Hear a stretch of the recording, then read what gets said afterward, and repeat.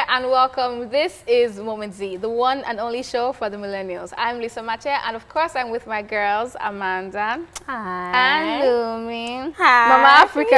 For real. No, this is not African. Okay, don't even play. But this is the first time you're wearing a hat. No, it's not. In a long time. In a long time. She looks like Mrs. Easy. Who's that? It's your boy Easy. You know, the one that always wears hats. Stay under a rock or something? I'm sorry. Just no, but it's so weird how Amanda now looks girly all the time. I was telling her that she's not Amanda like, the tomboy anymore. She's Amanda the red carpet chick. The red carpet chick. But she used to have hats then. And just even her poses. I still do all of that. Don't be deceived. I still do all of that. But anyway, guys, I want to talk to you guys about a book that I read some time ago. It's by Michelle McKinney-Hammond. It's called Sassy, Single and Satisfied. Okay. And I thought it was so great because you find that like, there's so many, especially young girls, you find they're so just like, oh my God, why am I single? And you know, oh my God, I'm so lonely. And just, oh sis, why your hand up? I will report you. I think you're speaking to me. Yes, exactly. That's the thing. Like, so for me, it's kind of like, because I'm single as well. Right? What happened? Okay, stop. That's it just for the day she told me. We're not doing this today. That you slide us. We're not doing this today. We're not doing this today. But anyway, the point is, I was really, and I still am really able to kind of get past that whole, oh my God, I'm so depressed. Why? Well, all these girls with their boyfriends. Like, I feel like the single time is such a critical time for you, and there's so much growth that you really just you can't do when you're in a relationship. There's so much self-discovering. There's just so much you can't do when you're with someone. I totally agree. I agree with that. Yes, that's the word I agree. I agree with that because personally, I feel that once I broke up with the guy I was dating, that I had more energy and more drive to do stuff because there's no time to be chatting. Hey, baby, how are you? Good morning. You know, all of that. So I feel like yes, it's necessary when you're young to discover yourself more than putting a relationship first. But a relationship is not a bad thing. No, it's not a bad thing. But I find that a lot of young people make it like their idol somehow. Or their goal. They have to be in a relationship. Yes. I totally get you. You need to be single first. Know who you are, first before you now enter a relationship where you've not even known who you are. Exactly. You're not trying to so what do you have to offer? You know what I'm saying? That's true. All of our Instagram, I'm talking about like, oh my God, look at her, she's all booed up now. Comparing yourself. Jealousy. Like, do you know what I'm saying? I see it in your eyes. Okay, so Lisa and Amanda have officially declared their single status.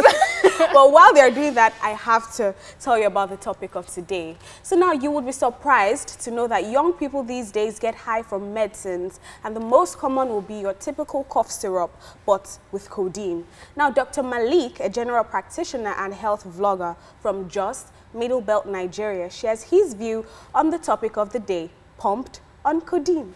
Let's see. A lot of young people these days abuse and misuse codeine. You know, they start out, trying it out, trying to belong, trying to get the high and the slow that comes with using codeine. Unknown to them, codeine is highly addictive, and they will be gradually increasing the dose because they will be needing increasing amount of it in order to get the same high and the same feeling and the same experiences. Now, after some time, the body gets used to it and they won't feel good and won't be able to perform or function properly without taking it. They develop what we call withdrawal symptoms. Now, they are overloading and overdosing their body systems with high amounts of these chemicals, and their organs, especially the liver and the kidneys, will sadly sooner or later pay for this. So usually codeine is used for treating certain medical conditions, especially those involving pain and cough. Now, this drug will no longer be effective for treatment if one develops these medical conditions because it has already been abused. So there's every single thing wrong about this, every single thing. So please choose carefully and choose correctly, and get professional help if you're addicted in any form. Take charge of your health and happiness. Wow. Funniest thing is, I knew about codeine since 2013 when Lil Wayne's song Lollipop. Yes, with his red cup. Lollipop, yeah. He had one cup and then it was purple, so it was like codeine. Was it red? I don't know, but it was like mixed with, I think, like they mix it with beverages. No, but I know that I've heard Purple drank a lot in most of these songs. Yeah, like, I think they, Purple drank in my cup, and it's like, they call it cool. I think the problem is that because, you know, alcohol is not easily accessible, because I actually found out that, yes, for underage people, people who are underage. So basically they can go to the pharmacist and say, I have a cough, and they just be getting high on their own, and you're not even going to you know, because it doesn't make you tipsy like alcohol. It makes you slow and drowsy. Remember those days in school, then in uni, you just see all these boys, all them big boys. Exactly. Come to cafe in the evening, their eyes will be red, will be all dry, just be like... Yeah, but that's a and swag. It was a thing. And they were the biggest boys. The things we celebrate in this world, they scare me. Honestly, I'm telling you. That was a high-class guy. I'm telling you. Hey, Alpha now, boss. And you see their girlfriends. Their girlfriends are also the biggest girls. Just, I don't get it. Let's go on a quick break, guys. Okay. So after the break, we'll be joined by two guests. One is a 300 level student, while the other is a 400 level student studying pharmacy. The topic is pumped on codeine, and we'll be right back. Stay tuned. Back then, when I was like in year 1, I was like very, very much addicted to codeine. Welcome back to Moment Z, and right now we are joined by Chinedum Christian Maduabuchi. He's a 19-year-old pharmacy student, and he's also the first runner-up Mr. University Africa. Hello. Your Royal Highness. Also joining the conversation is Ademuyiwa Busayo. She's a 19-year-old 300-level student studying political science at the Nigerian University of Lagos. Both of them can speak to what they see typically in a university settings when it comes to substance abuse, especially codeine. Guys, you know, people say that codeine is really rampant in the university, and you being in Unilag, you know, which is the school of all the mischief what do you mean? and all the bad things that are happening. No.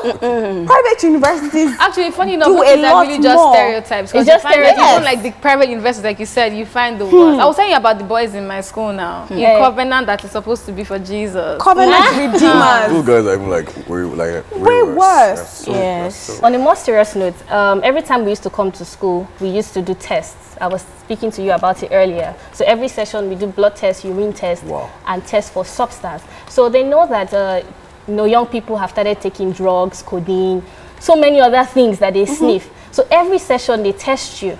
So that's their own way of curbing it. And I felt like 3 weeks to resumption, everybody is clean. And I heard that medical students take the most drugs. Yes. Yes. Why? Without control. Why? Is it because we have access to it? We have unlimited access to it. That's one. Number 2, the stress is crazy.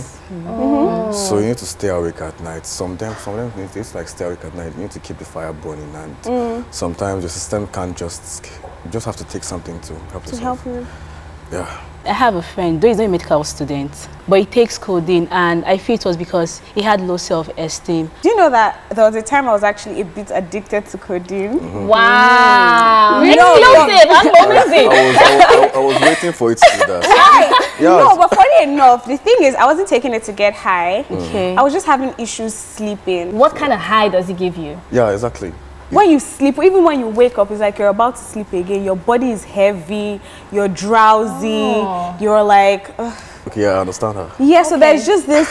You understand that feeling? Almost, you understand the feeling how? Yes, back then when I was like in year 1, I was like very, very much addicted to codeine and weed. So I took it basically back then. Wow. Was it for fun or what? Basically, other guys were very happy whenever they took it. They were like, so cool. Yes. I mean, when girls see this guy, they're like so happy. You want to be among them. I want to feel they have the lines. Like, but then how did you stop? So me stopping, I just had to like figure out that my parents actually sacrificed a lot to put me in there. So I had to calm down, obviously. Yeah. Wow, we're so happy for you. I know. Hallelujah. It's a testimony. I'm actually happy for her too. Yes. Okay, so the conversation is about to get even more intense because coming up shortly, we will be joined by a doctor. And we're back. The topic of the day is still pumped on codeine. Right here with us in the studio is Dr. Bonjubola Abiri, a consultant psychiatrist who runs her own practice, Ready-Med Consultancy Services. You're welcome, ma'am. Thank you very much. You're absolutely welcome. And it's so great that we have you here. Yeah. Because just before we went on the break, he was talking about 100 level, and it's like your parents think my son is in school reading book. Do you know what I'm saying? So like, what was that like? How did you get into it? Who influenced you? Your friends, your mates, your seniors? I don't think I was influenced. I wanted to do it. Because you wanted to belong? Yeah. I want to see what's making this guy so gaga. Okay, so you saw the effect on someone else and you wanted that effect. And I wanted even more than that effect. So how long did it go for? How long were you taking it for? For I think 6 months or so. 6 months? Yeah. And how was that 6. whole process like, the whole 6 months? It was really messed up, basically. My exams were approaching, so I knew how to like get in line, and I knew how to be in the right frame of mind. And even back then, I was a class rep back then. Oh, wow. So I'll probably sleep or something. So is that why you stopped? Is that the reason why you stopped? I stopped because if I had continued, I would have had a really messed up life. Yes. Okay. But, I figured that out, so.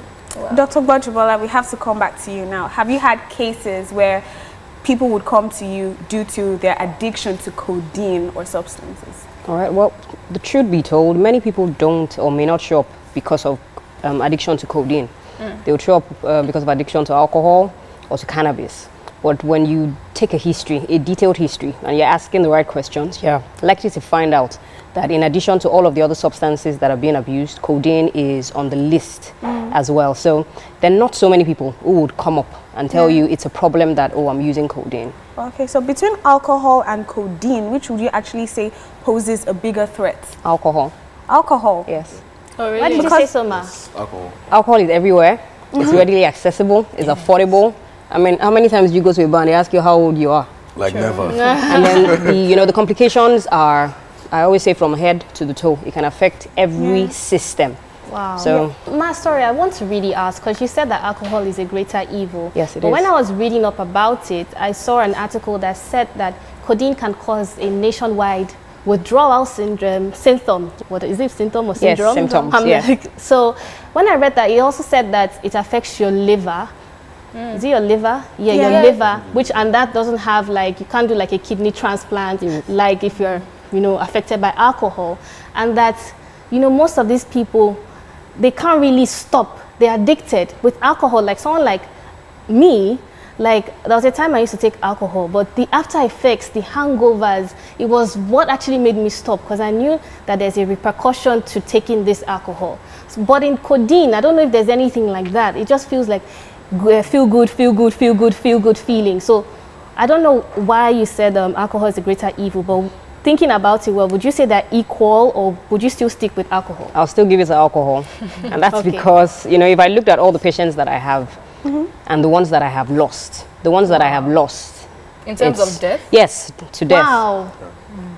Yeah, they're intoxicated, coming from a bar or coming from a gig at night, and they're knocked down by cars. At least I know 2 that happened to.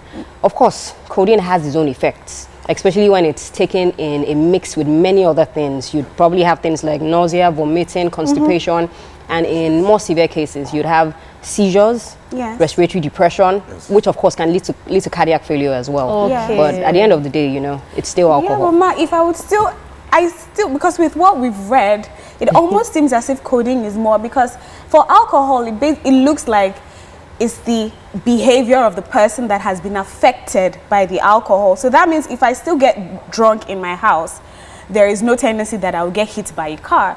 But for codeine, I was able to see that it's an opium. Yeah. Yes, and that an opium is very dangerous to your organs. So that means it will affect your heart, your liver, your kidney, your digestive system, your mental health, your brain, every organ in your body. And that is not all, that it actually causes fast death, especially because, of course, we all know that it says here that people in the north actually take it a lot, probably because to take alcohol is not in the Quran. It's not so they feel like taking codeine is safer and it is not against Allah. And the statistics are crazy. 3 million. Yes, 3 million in a day. Bottles are gone just for people getting addicted to codeine. So with what we're saying about the fact that it is still in circulation, I really want to find out what the NDLEA is actually doing about this problem. But of course, we will talk about that when we come back from the break. When you look at substances, it's not just one thing that causes it. It's a holistic approach. So you're looking at biological factors, psychological factors, and social factors. Welcome back to the show, and we are still talking about this very intense topic, pumped on codeine. Now, like Lumi asked, what is the NDLEA doing about this? Because it's a serious problem. Yeah.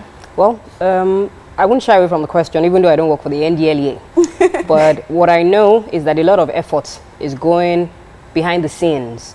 I work with a drug NGO, a substance abuse against drug abuse NGO, and a lot of times they bring in the NDLEA. The NDLEA is giving a lot of education, they're advocating. You'd hear and sometimes see when you're traveling on the roads that they randomly stop teenagers or adolescents when they find them traveling. Even at the airports, you know, a lot of that is going on, and they encourage people to actually come forward. They do a lot of rehab programs as well. So at least to a large extent, I know that the NDLEA has their hands on deck as well.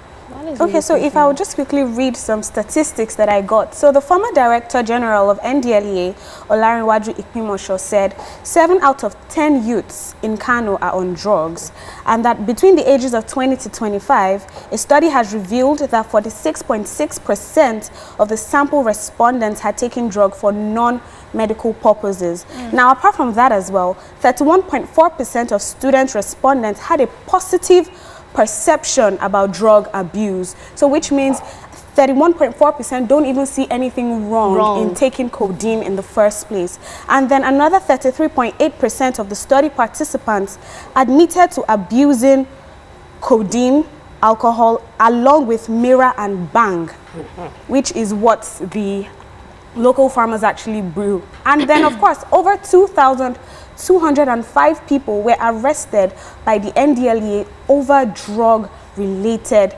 issues. Over 500,000 bottles are being consumed by young Nigerians. So it almost seems like it is little because it is cough syrup, but then it has become a menace that we are not even aware of that it is brewing. Now, a lot of people, as I said, 31.4% don't even see anything wrong in it. So how do you convince a 16-year-old that codeine is wrong, don't take it, in as much as it seems medical? Well, the statistics are troubling and they're worrisome, but the reality is they are true. When you look at substances, it's not just one thing that causes it. It's a holistic approach. So you're looking at biological factors, psychological factors, and social factors. If, for instance, an adolescent grew up in a home where the father is taking substances, maybe cigarettes, you probably won't see anything wrong in taking, you know. And for instance, if is an adolescent who is impulsive, willing to, you know, take risk, is likely to want to use substance. If it's an adolescent who wants to, you know, have a feel of what's going on, I want to see how everybody else is feeling, or an adolescent who is driven by peer pressure, who is driven by environmental factors, it's the in thing, why can't I just try it? And of course, if the environment too is right, the adolescent is unemployed, the adolescent doesn't have anywhere to live, the adolescent is with friends who are regularly using substance, then they would use. But it's important to let them know that it has not just medical consequences, it has physical complications and mental health complications as well. That's very true. That's really interesting. You know, I like what you said, and I want to ask anybody in the house, like, who is now the biggest influencer of drug use to young people? Is it the family? Is it the environment? Is it media? Is it the society? pharmacy? Is the pharmacy? Is it the pharmacy? Is it the pharmacy? Okay, No, okay. no, it's not the pharmacy. It's not the pharmacy. It's not the pharmacy. Can't be the pharmacy. Why? Because you're a pharmacy. Okay, let's say I go into a pharmacy and I tell you I have cough. Won't you want to help me? You're meant to have a doctor's report. Yeah, that's true actually. But in Nigeria, how many pharmacies do you go to and they ask you where's your doctor's report? True. So what about you? What do you think? I feel family for your Family. environment, yes. You know, she said it earlier that if your dad takes cigarettes, like he doesn't see anything wrong. So I feel if your dad takes codeine, he won't be able to correct you, or he's not going to educate you if codeine is bad or not. I feel family and environment matters a lot. Yeah, I think it's also, friends. Sorry, I don't know. I mean, I'm not trying to throw a blame game or anything, but I do think to a large extent, many parents, it's not like they turn a blind eye. Many times they don't even really know, because sometimes it's like your child is grown and you assume that they know what they're doing, and then you don't. I mean, a lot of children would bring in codeine, put it like in a Coke bottle, and your parents don't think to check or to smell it or to ask you. Do you understand what I'm saying? So it's kind of like maybe the parents also do have a role to play. Just For me, I would say friends, because you said your friends. Your friends are looking happy. They're looking chill. Of course. I feel exactly. Anyway, it's been a wonderful conversation, you guys. I mean, I can't really say I've had fun in that sense, because it's such a big topic. It's so, you know, and to think that there are actually lives every day that are being destroyed by this. You know, we're sitting here talking about it, but this is a real thing. You know, we have to go very soon, but before that, we do this little thing here where we snoop on someone and you don't even know if you've been snooped. Who it is. Until you realize you've been snooped. So let's see who we snooped on today. Who's that? Who's that? Wow. Wait, are you the tall one or the short, the looking one? I think he's the short one. How old are you there? I think back then I was in SS2 back then. You feel like a bad guy. Why you don't want the shades, the pose. No, back then was just, it was another time entirely, forget. That was, No, but you know when we were talking, I said, there's a way he does as if he's just ready to, like, anybody that takes a picture, just strikes a pose. It comes to professional. Cool, calm, collected. Just needed. I think that was interesting to see. Yeah, but that was very, very You know, your small boy just came out and went back in. Anyways, thank you so much for coming, Ma. I really learned a lot from you. All right, thank you so much. Chinedu, thank you for coming, Your Royal Hotness. Now it's time for us to head over to Priska on the streets of Lagos to find out what people think about this very intense topic on Street Vibes. Hi guys, my name is Priska Kera Aporowo and you're welcome to another episode of Street Vibes. Today we're discussing Pumped on Codeine. I'm here to find out what people of our age think about codeine, whether it has an adverse effect or maybe it has some advantage to them. Let's find out what they have to say. Hi, what's your name? My name is Toby. Okay, hi Toby. I want to ask you, what do you understand by codeine? Codeine, I need to drug, you know, it's drug for cough and all that. Kids take it for cough medicine. We have Coughlin, we have Benelin. All those are cough medicine, but we youths of nowadays, we make use of the drugs in such a way that we just want to get high and feel ourselves. So that's the advantage, and the advantage is that it's a drug used for cough. I would say it has its advantages and disadvantages in the sense that when you're taking it based on a doctor's prescription, you're taking it because you have health issues, you know, and when you're taking it out of the doctor's prescription, then it might pose some disadvantages, you know, when you take excess and all that. You can use codeine to cure cough, yeah. And the disadvantage is that you must not take it too much, because if you take it, if you get high, you start misbehaving. That's adverse effects if you if you abuse it. I think too much of it is actually disadvantage of taking codeine, but I think nowadays it's being misused by our Nigerian youth, which is very, very, very bad. My name is Priska Kere. Join me next time on Street Vibes. So that was Priska on Street Vibes, finding out what people think about this very intense topic. Up next, we'll be wrapping up the show in a nutshell. It is still Moment Z, and we are just about to wrap up the show in a nutshell. But before we do that, we took a quick poll online. Let's see how the results are. Okay, I can't see it. Is codeine abuse a greater evil than alcohol or other substance abuse? I agree, they're all equally They're bad. actually all equally bad. None of them can help you get anywhere in life. But in a nutshell, I'll say that anyone who is taking codeine, I feel like you should know the long-term effects and know that now that you're feeling happy and you're feeling good, later on you'll have the complications, you know, so the effects will still happen to you, and it's not good. For me, I just feel like people should not just jump into things without thinking.